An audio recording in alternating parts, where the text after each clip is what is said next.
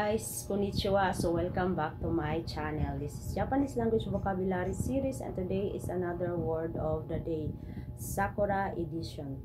So paalala lang po, hindi pa po spring season sa Japan ngayon at wala pa pong cherry blossom doon. Hindi pa po namumulaklak ang mga sakura sa Japan. Usually po, ang spring season ng Japan ay from March to May. Ngunit ang pamulaklak po ng sakura ay iba-iba po kada lugar. So sa mga bandang itaas ng Japan, sa mga Hokkaido, Akita, Aomori, sa mga malalamig na lugar ay huli pong namumulaklak ang mga sakura doon. Kasi ang mga sakura po ay namumulaklak ng po yan kapag hindi na masyadong malamig ang temperatura kumpara sa winter season at kapag nasisinaga na sila ng araw. So, yun po ang tandaan nyo kapag gusto nyo mag-sakura viewing. So, tandaan nyo from March to May at isearch nyo ang mga lugar kung saan ay naka full bloom na ang sakura or nakamangkay, which is yan ang napag-usapan natin sa mga nakaraang video na ginawa ko. So,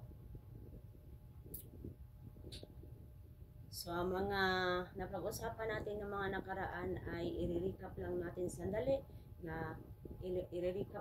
sandali para ay maalala nyo po. So, kung naka full bloom, so ang Japanese term ay mangkay, at kung naglalaglaga naman ito na parang mga snow or they are like dancing in the wind, so ang tawag dyan ay hana fubuki. At kung nagkukumpul-kumpul ito at nasa lupa at na parang ang pattern ay banig, so ang tawag dyan ay hana mushiro. So ngayon po ay may ibang term na naman ako na ituturo sa inyo. So usually po yung mga ibang sakura trees ay may mga malapit na mga ilog dito at ang mga bulaklak nila ay nalalaglag doon sa kalapit na ilog at nagiging parang balsa, yung lumulutang ang mga petals ng sakura or flowers ng sakura at nagmumukhang balsa po ito. So marahil ay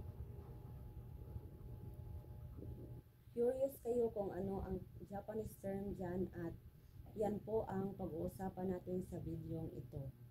So kapag ganyan na senaryo na ang mga petals ng mga sakura trees ay lumulutang na sa ilog at nagkukumpul-kumpul din sila na parang balsa, ang Japanese term po dyan ay hana ikada. So that's hana ikada. So ang hana ikada po ay compound words din siya, na ang hana ay flower at ang ikada naman ay raft. So balsa. So yan po, kapag mukha na siyang balsa ang mga sakura na nagsisilaglagan sa ilog ay tinatawag na ito na hana ikada.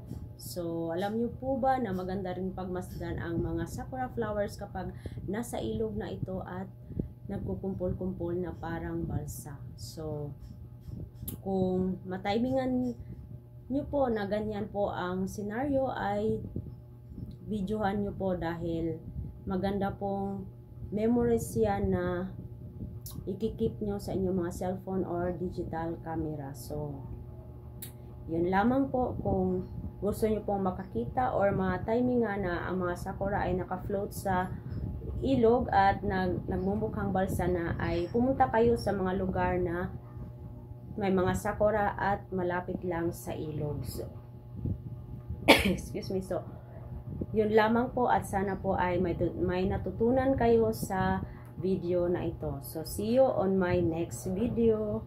Bye! Thank you for watching.